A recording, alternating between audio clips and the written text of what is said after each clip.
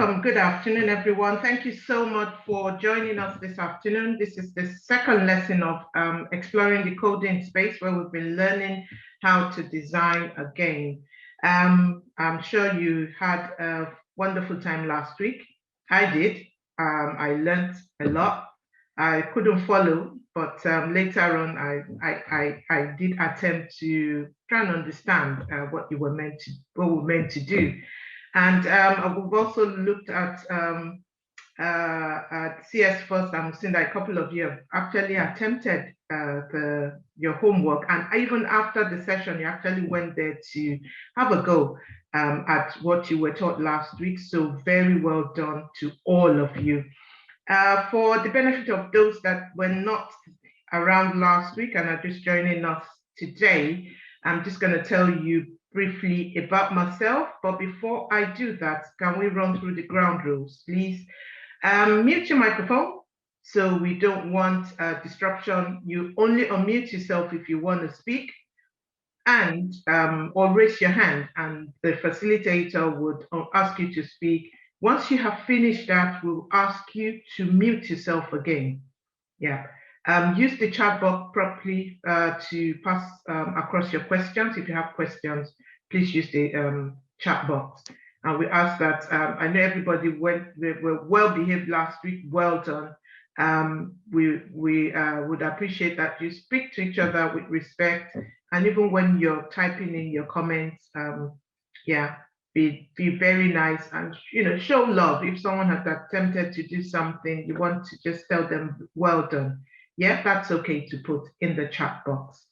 Okay, so and then if you have comments and feedback from today's session, please send them to that email address there, courseforchildrenltd@gmail.com, and the subject, just write Exploring the Coding Space, session number 2, so that we know that the question or the comment you're passing is regards to this particular session. All right, so a little bit about me now, or about my organization. My name is Titi Omole, and I'm the CEO of Course for Children Limited.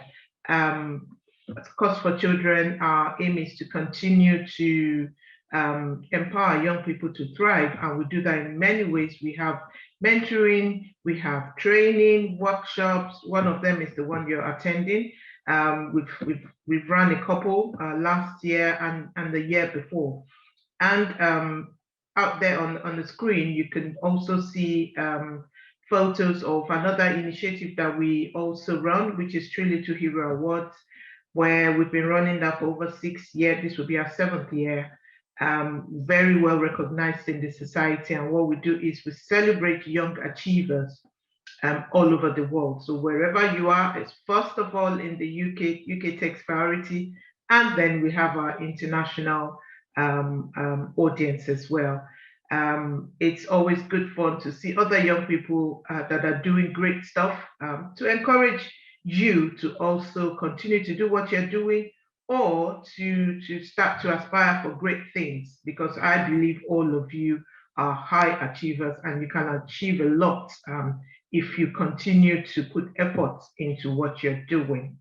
Okay, so Truly to Hero Awards is going to open in July. That's when we'll open it up and be sending nominations. So don't forget, look out for that.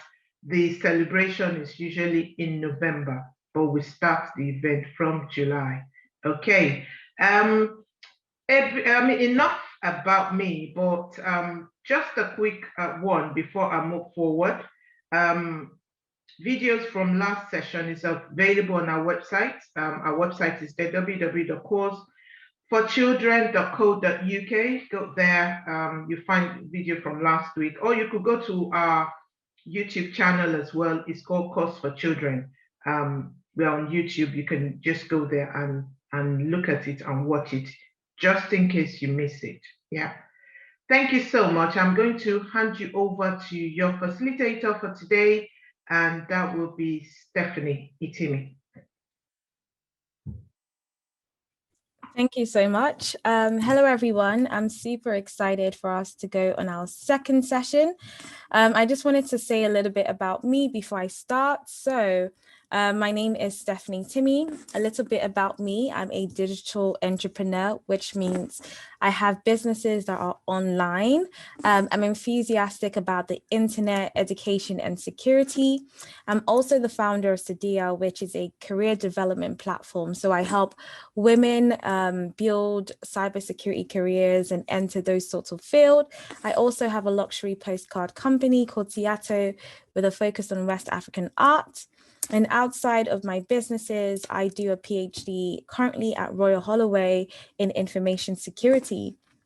A little bit about my background, about places I've worked.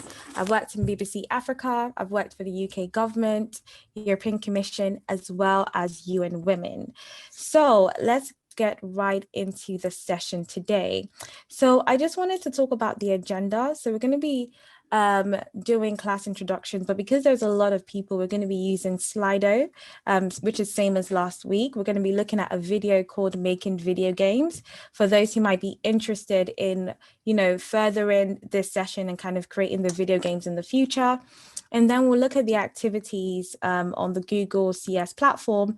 And then after that, I'll go through the solutions and help those who might be stuck in any way. And then we're going to go through for homework time. So before we start, I need you, and we're going to probably do this for about 3 minutes. If you can go to slido.com and put the code space.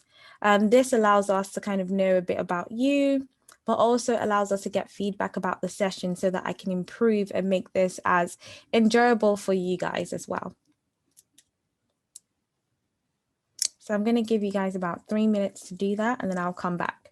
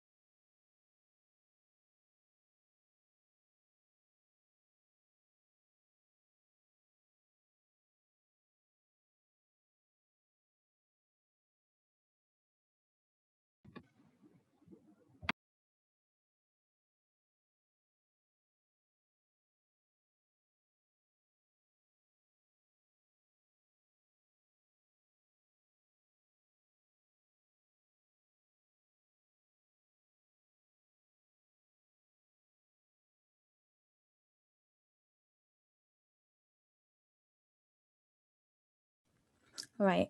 I hope everyone has done the Slido. This, again, like I said, it'll be very helpful for us. So I remember last week I said that we're going to be doing a bit of a show and tell.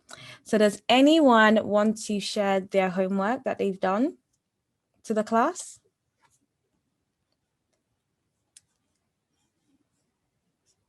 If you want to present, okay. So the first person I have on my list is David.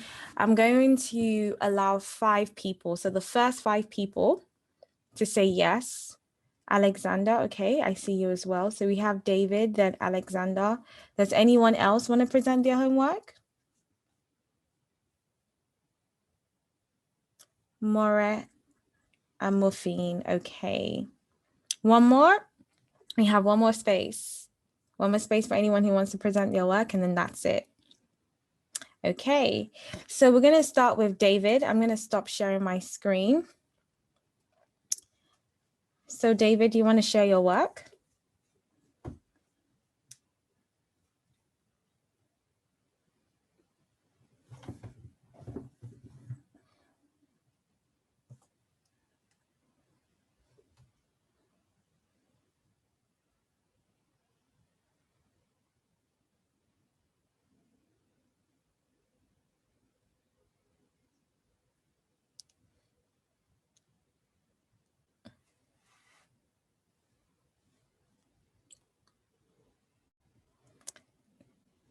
David, would you like to explain your work? It looks really good, but if you can explain it, we can understand it better. Okay, so I was doing the maze game. Mhm. So here I have the thing. So my character here, Dot, is trying to get to the food, the Yum Cheese Puffs, and it's going to go through the rocks. But if it touches the rock, well, I don't want to move the rock. If it touches it, it will go back to the beginning where it started. So you have to make your way through all the rocks without touching them. Because if you touch them, you go back to the beginning. And then I'll quickly show you what happens when you get to the end. Yum cheese puffs. That's what happens. And then I was making another backdrop for if there's a different place you want to play in, which is a planet. And as usual, he has to go get the cheese. Dot has to go get the cheese puffs, and they don't make the same noise. Amazing. If everyone can also put congratulations in the chat, that's amazing, David. I really and 2 animals facing each other. WASD. W is to move forward by 5 steps, and AS is to move backwards by 5 steps. The job is to race each other. It's a 2-player game, and whoever can reach the finish line first is the winner.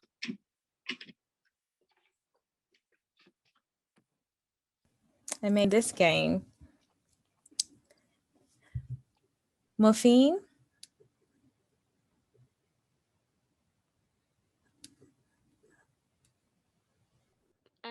I use a lot of add-ons, so I can change the track and I can change the sprite that you play the game with. And I think it works, but when you move, there's some clones of your character.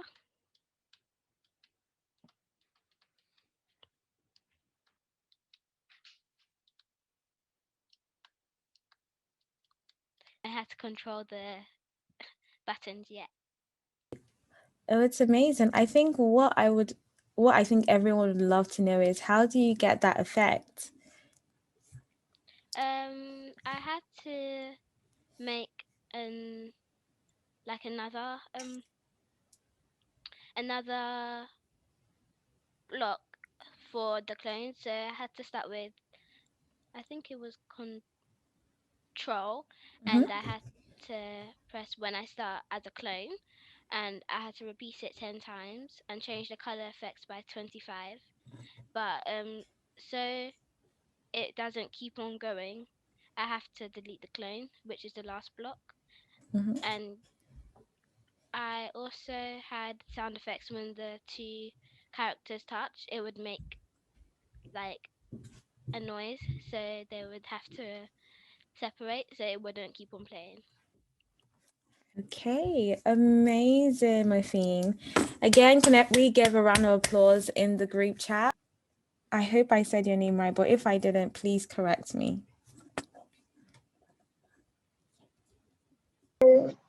So my character is a hippo and a unicorn.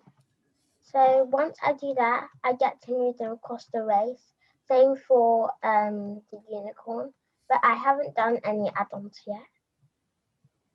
Okay. So I'm guessing the character you're moving now is the hippo, right?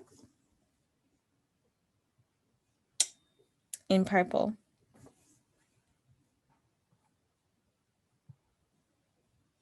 Absolutely love it. So I believe that is the last of everyone who's presenting. So I'm going to share my screen so we can start with today. So before I go, does anyone remember the class ethos? I think I've just done like a bit of share. There are a couple. So courage, I want you guys to be courageous to try new things, to have confidence when you're using technology, even if you don't understand it, still persevere. So perseverance is another ethos that we have in this coding club. And, like we were, doing round of applause for everyone. That is the community spirit. Everyone here is a family, and I've already seen that we respect each other, and I hope that we continue it. So we believe in family and respect, and also impact on your community. And that could be anything. It could be your environment. It could be whatever. You just rise to that. So I see that we have someone raising their hands. And presentation, we've already done that. So we're going to move on to what the lesson for today would be. So last week we looked at game story, and the homework was racing game, but I saw that some of you guys went and did extra and went to do the quest game, and I believe the maze game. And today we're going to be looking at escape game for this workshop. So that's what we're going to be coding. And for the homework is going to be the quest game. Next week will be our last week, where we'll do the cave surfing and also have a graduation and a special guest joining us as well to speak. So today's session, escape game. But before I start, we're going to be watching a video on how to create video games. So I'm going to play. Let me know if you can hear it. It's me, Carmelo. Video games are fun to play, but have you ever wanted to make one yourself? How can I make a character run and jump on the screen just by pressing some keys? Just like websites or the apps on your phone, video games are just computer programs. We make them by giving instructions to a computer or to a video game console. And these instructions can be stored in your laptop hard drive or even in a CD-ROM. And they're things like make a character appear in the middle of a screen, or when the player hits the up arrow key, make the character jump. When we want to give instructions to another person, we use a human language like English or Italian. But unfortunately, we cannot speak to a computer the same way, because for now, computers can only understand simple instructions, and they're very picky about the way we word things. In order to give instructions to a computer, we need a programming language. Just like human languages, programming languages can be very different from each other. Many rely on text, so programmers can write words that give instructions to a computer. Let's say I wanted to create a very simple video game where a character moves around the screen. One of the first things I need to tell the computer is that when I hit a certain key, the cat goes up. If I want to use the Python programming language, I could write instructions like this. This language looks foreign, but actually it's not that complicated. For example, here is where I say that whenever the computer detects any key press, if the key is the up arrow key, it is to move the player, our cat, 0 pixels horizontally and 5 pixels up. To understand the directions I just gave it in Python, the computer translates them into many more simpler instructions. Eventually, these instructions get translated into machine language, whose alphabet is made of zeros and ones. The processor, which is the computer brain, can understand and execute machine language, sending back the right graphics to the screen. Even a simple instruction like move up 5 pixels gets translated into hundreds or thousands of simpler instructions in machine language before the computer can understand and respond. And all this happens in fractions of a second.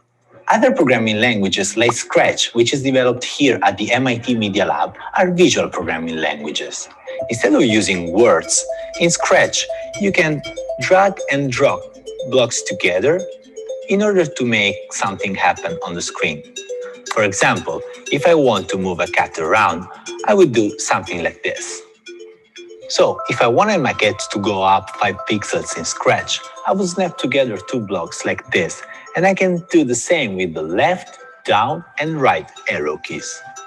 Also, I can play with instructions, and I can say that when I click on the cat, I can change its color, and also I can make him. A game like Space Invaders looks simple, but it's not.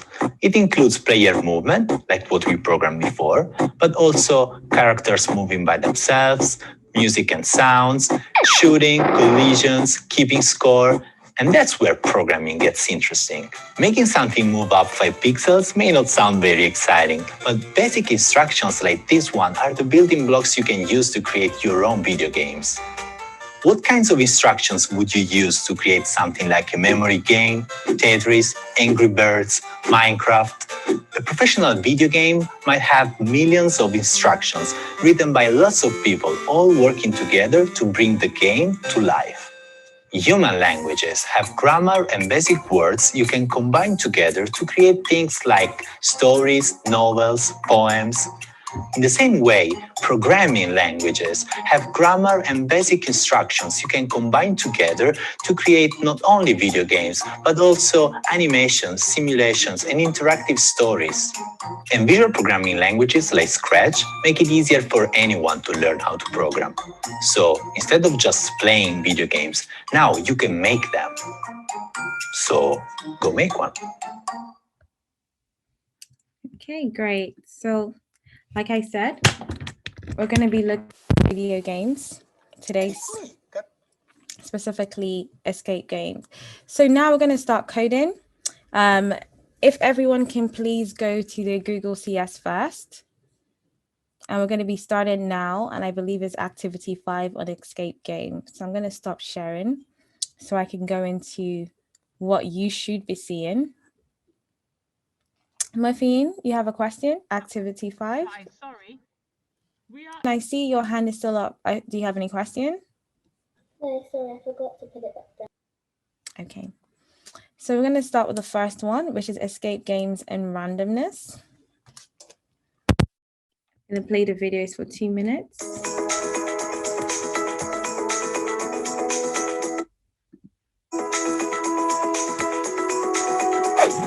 Hey, and welcome to day 5 of Scratch Games. Today, you'll create an escape game where the player's character must avoid bouncing sprites. This game will introduce randomness, as well as a Scratch variable, the timer. Randomness is an important concept used in many different games. For example, whenever you play a game that involves rolling a die, such as Monopoly, each roll gives you a random number between 1 and 6. Randomness is often used in video games as well. In the Pokemon video games, players encounter Pokemon randomly in the wild. You never know when you're going to see a wild Pokemon or even a Pokemon you might encounter. Randomness is also important for sport games. For an example, football video games use randomness to ensure that unexpected things happen no matter how many times a player plays the game. This includes everything from plays that are called to having the computer players fumble and intercept the ball at random points in the game. Randomness can help keep games interesting and fun. In today's game, the player must control a sprite to avoid enemies that are randomly moving around. This game is fun because the enemies move in random directions. You won't know where the enemies will go next.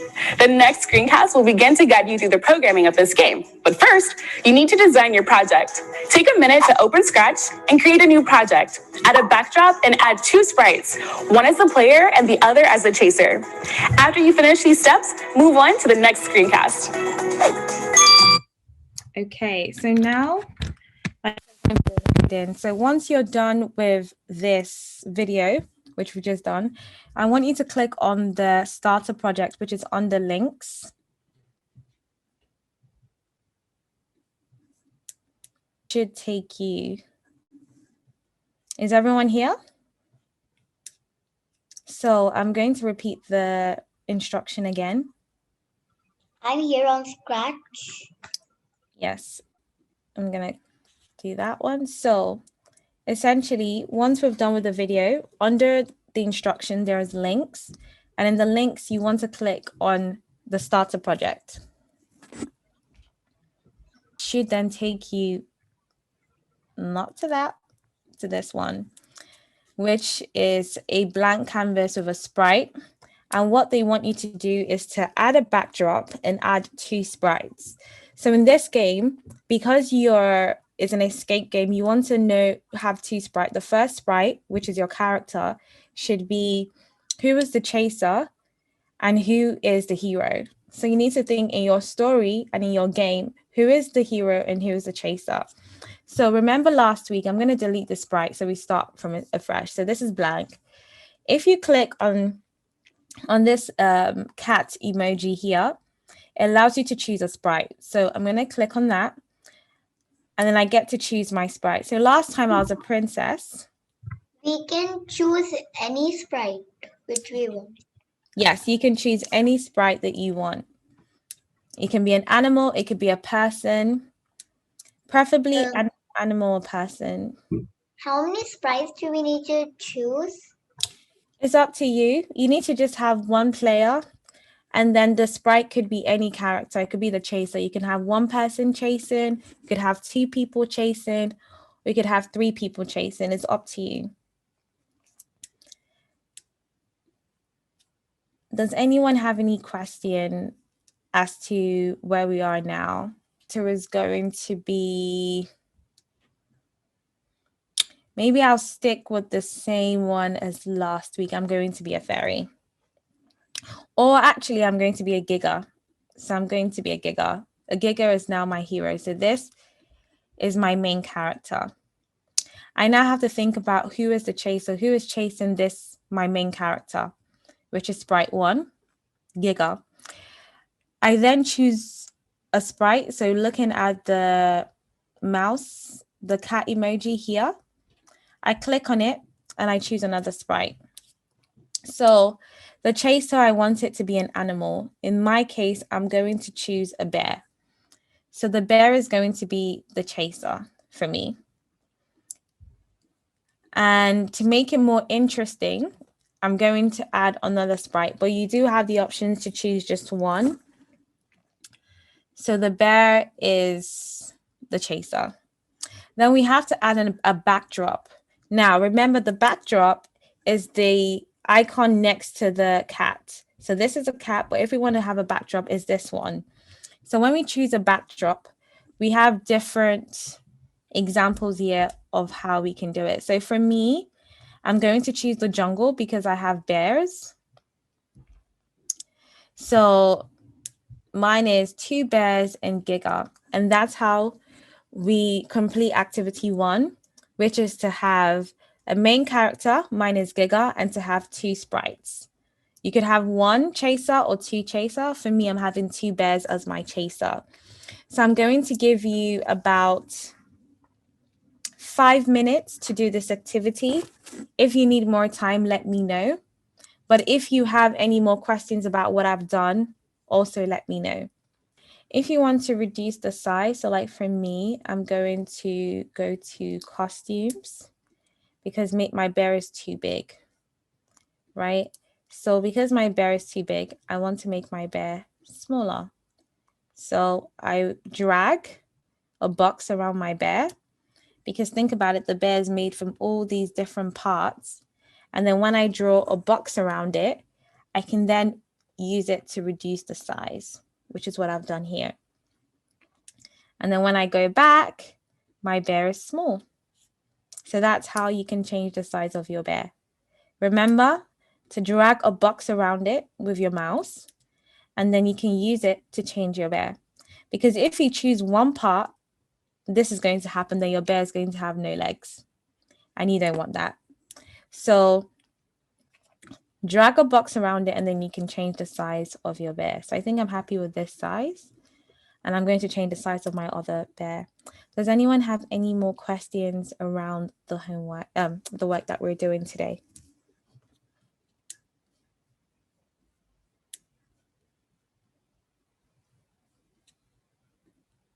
Okay, I'm looking at the chat.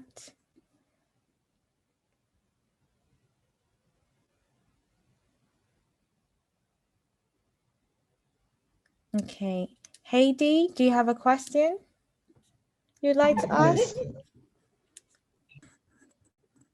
What they're expecting you to do is for you to now do the chasing. So how do you move the chaser sprite? How do you make your chaser move forever? Because what you want is, you want your chaser to be floating, and you want to be able to point and get it moving so that your main character can then navigate through the chaser and go to where you want as like the safe haven in the game. So we're going to... Before moving on to this video, you should have a backdrop and 2 sprites to your project. If you haven't done that yet, please pause this video and do so now. In this video, you'll learn how to program the chaser sprite to start moving in a random direction and bounce off the walls forever. When computer scientists have large or difficult problems to solve, they use something called problem decomposition to make solving the problem easier. Problem decomposition means breaking a bigger problem up into smaller steps.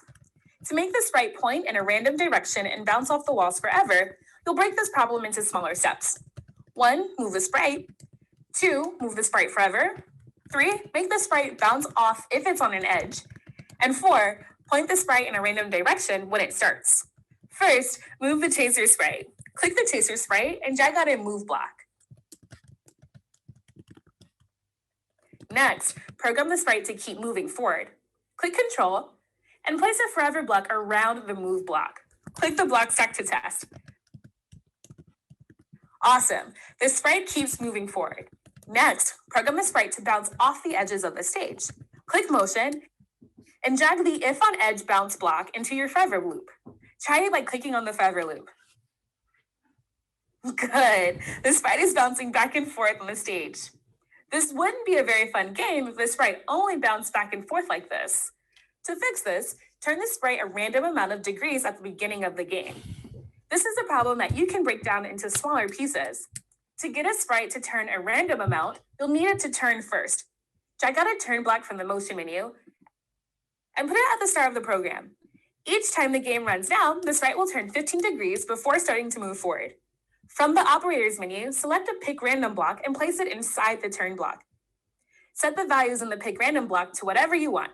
Each time this block is run, the computer will choose a random number between the values you selected and turn that sprite that amount. Test your code. Sweet. Now tell the computer when to run this code. Add a when flag clicked event. Now it's your turn. Program your chaser sprite to point in a random direction move forward forever, and bounce off the edges of the stage. You might break down the problem into these steps. Move forward forever, bounce if on edge, and turn a random direction at the beginning of the game.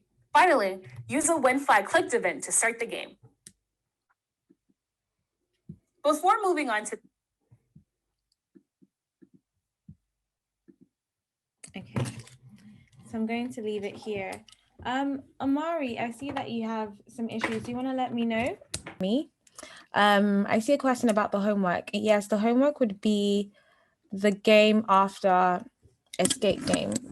So it's either you can do a quest game or launch game, but quest game is the one that I would suggest. And if you have more time, feel free to do the launcher game as well. So I'm now going to focus more on the coding aspect of it. So I'm going to show you examples of what you can do for each sprite. So I'm going to be focusing on your hero, your chaser, and what that should look like. So again, the account that you need to sign into the Scratch, we send the instructions in the first week. That should tell you how to generate your Google CS first.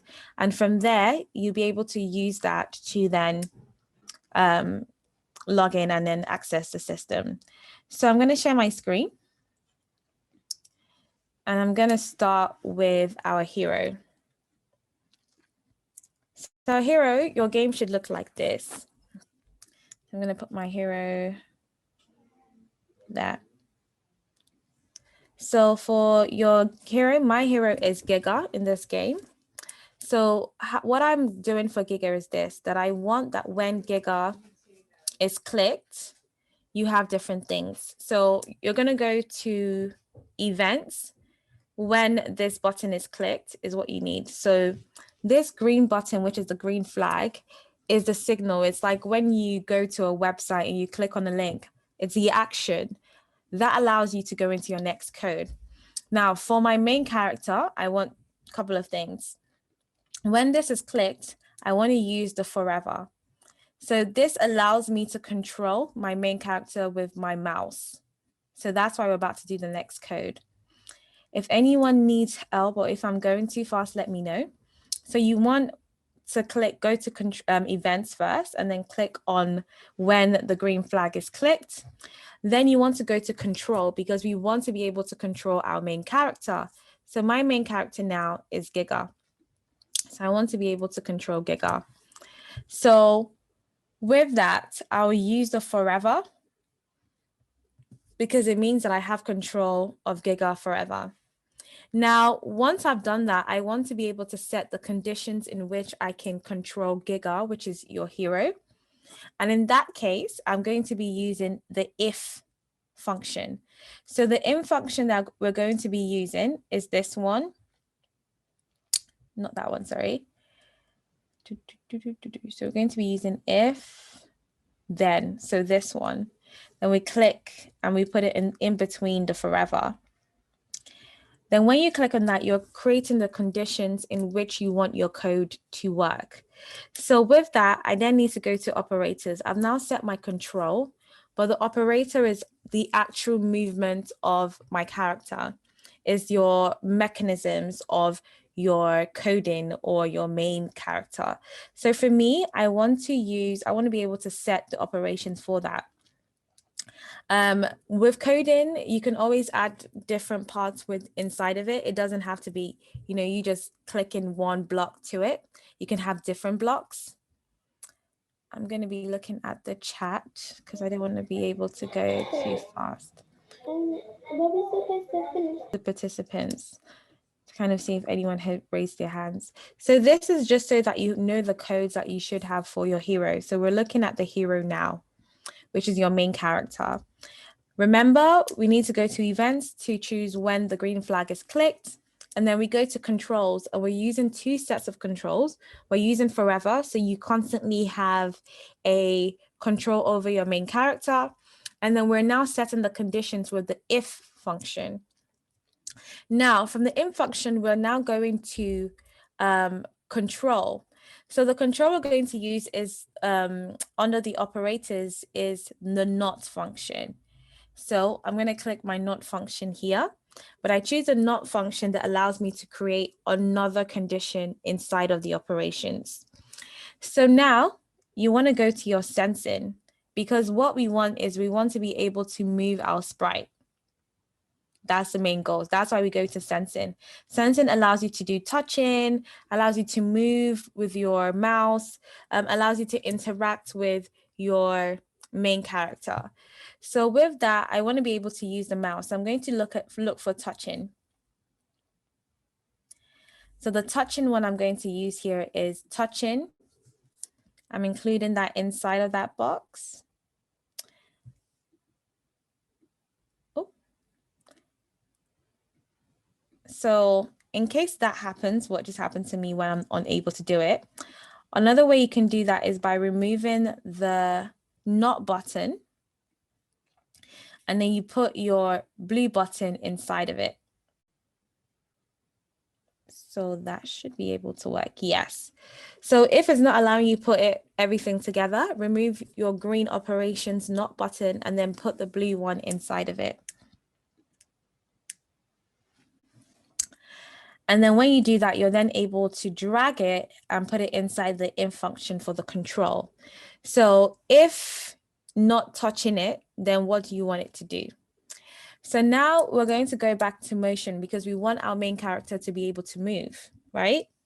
So you want to be able to point towards, you want it to move when you're touching it, because if we have nothing set, Jasmine, we're going to come to the timer very soon. I'm just going through the main one and then we'll be able to do it. So starting all over again, we are focusing for this step on our main character.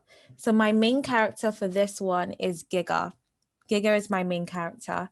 Now for Giga, we are going to use a couple of examples or a couple of ones. So you want to focus first on events. When you go to events, you want that when you click that green button, an action takes place. So you drag it and you put it there. So that's the first one that I have done. Then you want to be able to control it. So the idea is if I use my mouse and I drag it, my hero should be able to move. That's what we want. So in that case, we want to be able to use the control function. So we're going to be using the forever one, which means that you forever have control over your main character with the mouse. But it's not just having control, you need to have operations. So when we click on the forever one here, like the one I've done there, you then want to be able to operate it because it's not just having control, you want it to move. So that's why we go to the green one, which is the operators.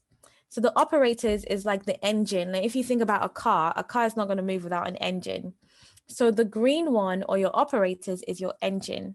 Now with that, you want to be able to choose the not function. So if you're not clicking it, what happens? And if you are clicking it, what happens?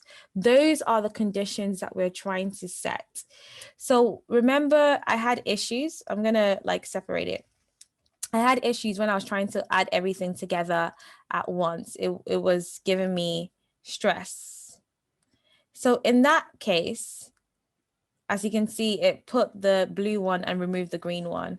If this happens to you, put the green one outside of it, remove the blue one outside of it, and then put the blue one in the green one. So how you'll be able to put it is, if I go next to the green one, you can see that there's a white button in that space. It means it's able to connect. Then I drag that and I put it in that function on if, what happens. Then you want to go into motion because now I've set the operations, right? I'm like, if not, going back to sensing, what should happen? Sensing is how do you connect with your main character? How do you connect? What functions? Is it that you use a space, you use an arrow to move your character? That's what sensing is all about. And for us, we chose the one which is touching mouse pointer. So it means that my mouse touching the character would be able to move it. But we haven't gotten to the section where we're actually moving the character. Now, if we're going to that section, you want to go to motion. So motion is all about movement. you know, how do you move your character? How does a character move? We've set the conditions, we've set the control, we've put an engine in the car. We've said, you know, what happens when we touch the engine. It's now, you know, once we put the key and we turn it, the motion is all about making that engine move or making that car move. So what we choose is we choose the point towards, right? Because you want your motion to match the operations and the sensing so that your code can work cohesively together. So I'm going to choose point towards mouse pointer. And I'm going to put it at the bottom here. Now, if I touch it, what do I want it to move? Do I want it to move 5 steps, 2 steps, 3 steps? What do I want? So for my case, I'm going to choose 10 steps, but you can change your steps as well. It's all up to you. So like you've seen, when I did that, it's moving. It's moving. So as I'm moving my mouse, as you can see, it's moving. That's what you want, because once we then go into the next place of chaser, you want to be able to move your character with your mouse. I'm choosing 10 steps, but if you feel like this 10 step is too fast, feel free to do 5 step. And that's the code that essentially you should have for your main character. Does anyone have any questions? Forever, like mine, I chose forever, but if you want yours to have a certain time, if you choose repeat instead of forever, that allows you to select the time or the amount of times you want it to go before your game stops. Does anyone have any more questions? Have any question about what we've done so far? How do you choose a certain time for your for when it has to stop? What do you have to make your own variable, or is there an operator? Because I'm not quite sure what section I would find a time. Oh, the timer. So I'll show you. The timer would probably be with the chaser, because the example is if I have this code and it hits one of these beetle, it should tell you the time in which it hits the beetle, if that makes sense. So if we go to the chaser, you then be able to see the timer. Do you see it here? Let me click stop. So we're now talking about the chaser, and the chaser is where the timer comes. So if I explain it, then you then see how I've done the timer. Does that make sense? Yeah, that makes sense. Thank you. Does anyone else have any question? I don't want to go too fast for people. Yeah. Okay, who has a question? Mama. Okay. So when you press duplicate for each one, and you get 3 of the bad characters, why does it keep pausing when you put the timer on? Because what it's doing is it's telling you the time that you're hitting your main character. Does that make sense? Yeah. It does that. So it says, oh, you've hit this character at 10 seconds, because the game is, you want to see how long it's taken for you to escape. So by the time when you hit one, it tells you actually took you 1 minute. It took you 5 minutes. So if you're doing this game with your friend, you probably want to have longer time. That will then dictate that you're the winner of the game. Does that make sense, Mama? Yeah. Okay, timer is linked to the chaser. So any last questions? Because now I'm going to move on to the chaser one. So with the chaser, it's where you have the timer. So we're going to go again. And remember, when we have events, what do we always need? We need the green flag, because if you don't have the green flag, it's not going to work. That's like your button that you need to get to your next step or to start it. So you click on when the green flag is clicked. And this one, we want motion. We want motion because with the characters, you're supposed to be moving around and round and round. So we click on motion and then we look for the turn icon, right? But we want one that allows us to set the conditions. That's what we want. So going on this, we choose turn and we choose degrees. So I'm going to choose this one.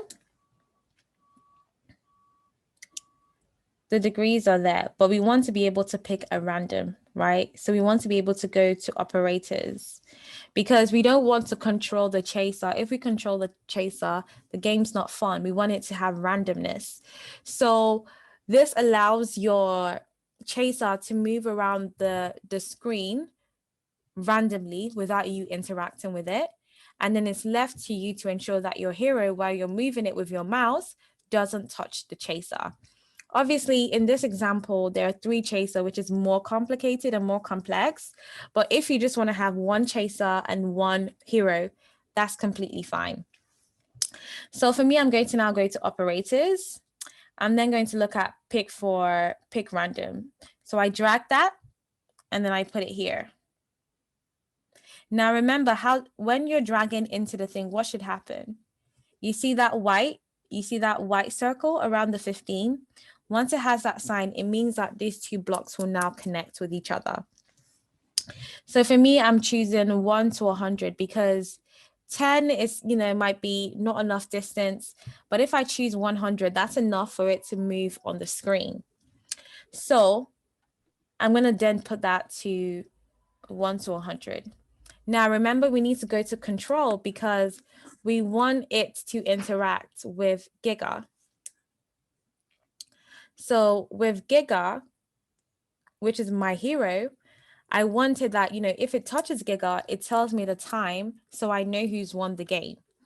So I'm going to go back to control and then we're going to go and use forever. Forever allows that the game keeps repeating itself without stopping.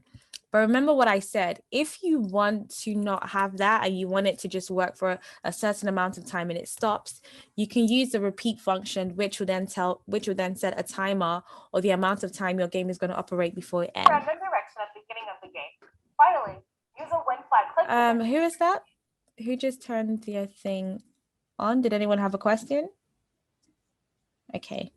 I think that was a mistake. So we're going now to forever. Then from forever, what you want is you want to go to motion, right? You want your thing to be able to move. So we're going to choose move 10 steps. If you want your character, your chaser to move more steps, that's up to you. Feel free to change it. And you want your character to bounce, right? So this is if it touches the edge of the page, you don't want it to disappear. You want it to keep bouncing around the screen. So we're again going to use the bounce function. If on edge, then bounce.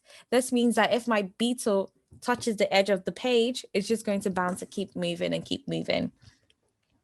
We're now going to create another control, right? Because we want to see this interaction with our main character, our hero, which is Giga. Now, for me, this is for those who are interested in the timer, this is when we start doing the timer. So we set the conditions with the control. So in setting the conditions, we were like, if this happens, then what happens? So we're going to click on the if function. Then we're going to go back to sensing because we want it that, it's back to interaction. So we're going to choose touching, which is the sensing one, but we're going to choose that we want it, the Giga now is like the main character of the interaction. You now want to be able to set the timer. So we're going to looks because we want that if Giga, our main character, hits the beetle, which is the chaser, that something pops up, which is the timer and what the timer says. So now we're going on the visual aspect of our code. So we're going to go to looks. And in looks, we're going to say this for how many seconds? So we're going to choose the say hello for like 2 seconds. But again, it doesn't have to be hello. You can add other stuff to it. You can add hello, or you can add more stuff. So in this case, we want to go back to sensing and we want to choose a timer. So we're going to say timer, and then we're saying for 2 seconds. So it means that if my character now, I'm going to stop it. If my character hits it, it tells me when it hits it. You see, 4 minutes, 4 seconds, 88, 7 seconds, 88. And my job is to move away from, move away from the beetle. But anytime I interact with the beetle, it tells me what time I interact with the beetle. But again, like I said, for those who are interested in it not just happening, but the timer stopping, use the repeat and then choose how many times you want it to repeat. So that's what I'm going to then say about the thing. I'm going to repeat how I've done this again, for those who are still trying to catch up with the chaser, is you want to go to the events, right? Because when you click that button, that green button, you want it to be able to do that. So you go to events and then you choose click on the green flag. You drag it there. Now we're then setting the control, right? So orange is control. And that is us controlling our conditions in which our code is operating in. So we're saying, if this happens, what happens? Now, for me, I'm choosing forever because it's just easier for me to keep playing the game as much as I want. For other people, you might just want the game to like take place 3 times. So if you do want to do that, instead of choosing forever, you choose repeats, which is this one. And then you choose the time, how many times you want it to repeat. Then the game can repeat for 2-3 times, and then the game ends. But if you want it to keep going forever, you use the forever one. Then after that, like I said, we're now saying, okay, we want this to happen forever, or you want it to happen 3 times. You're now setting, thinking about a story, you're now setting the conditions of the story. Now what happens? And what we are trying to do now, if this was a story, is we're trying to see, okay, if our main character interacts with the chaser, what happens? And that's when we're now setting the conditions with the if button. So you put if, you put it there, like my one is there. And then when you put the if button, it's like, okay, so if this happens, what happens, right? Oh, sorry, I just realized I was in the wrong one. Sorry, guys. Going back to chaser, and I'll start from the beginning. So again, going back is the green one, which is the green flag.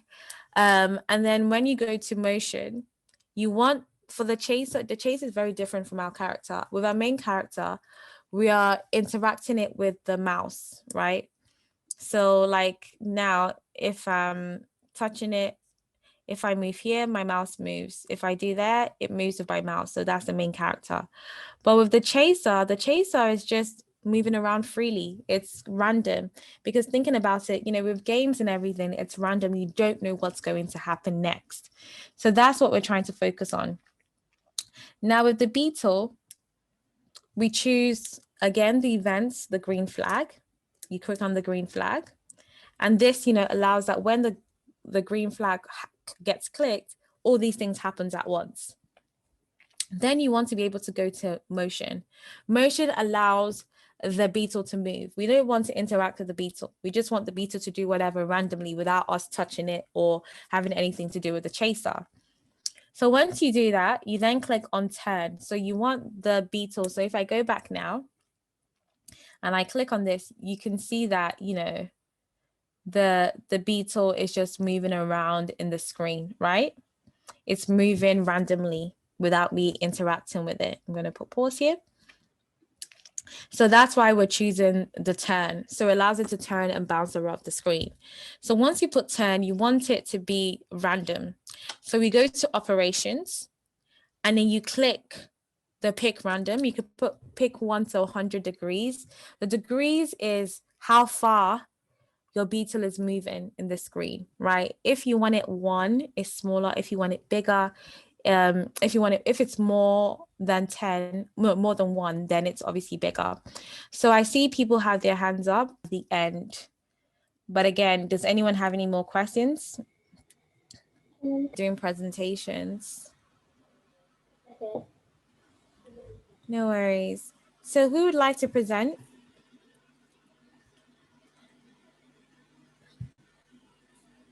Share my screen.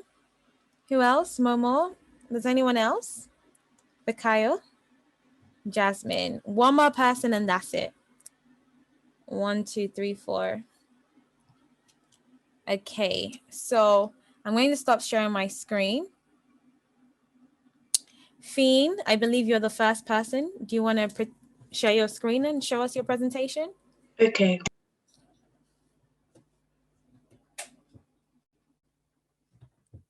Okay, can you explain to us who's your main character and who's your chaser? So the bat is the chaser and the ballerina is the one that's being chased. And every time the ballerina gets caught, the music makes noise and it shows the time she was caught. Okay, that's really good. What sound did you choose? I used the cave sound. Okay, I think, is it possible, at the next to underneath student, it allows you to enlarge your screen? Yeah. Because some people may not be able to see it. All right. Okay, let's start again. Oh. All right, let's play with the ballerina.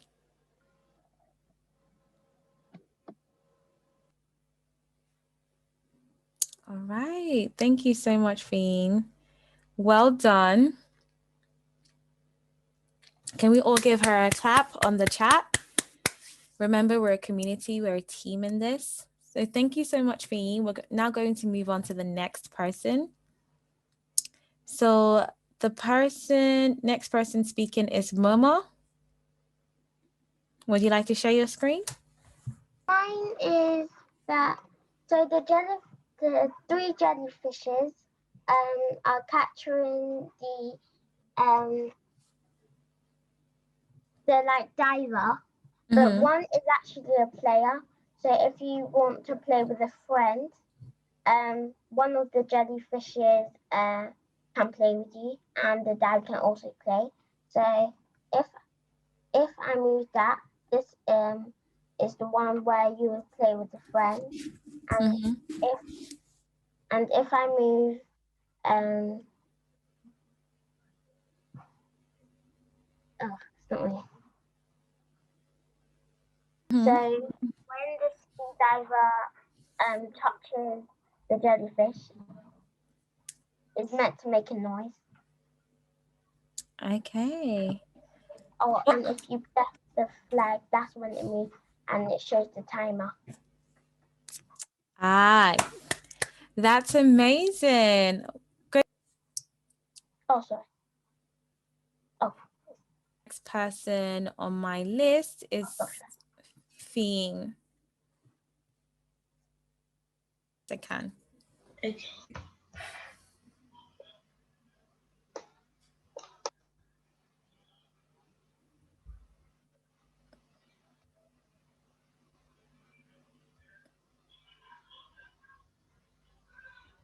Oh, do you want to tell us a little bit about it? Who is the chaser and who is the hero?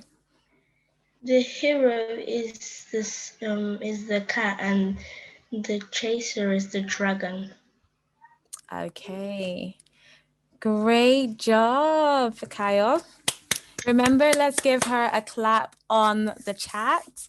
So we're now going to move on to the next person. We have to move a little bit quick because we need time for feedback. I saw Melody said that she wants to present. Melody, just because of time, we'll just have one more person, but next week I'll write down your name so you can present as well. I don't know if David wants to present, but if you send your names to Cause for Children and say you want to present, I'll allow you to present in the beginning of next session. So the next person on my list is Jasmine. Jasmine, would you like to present?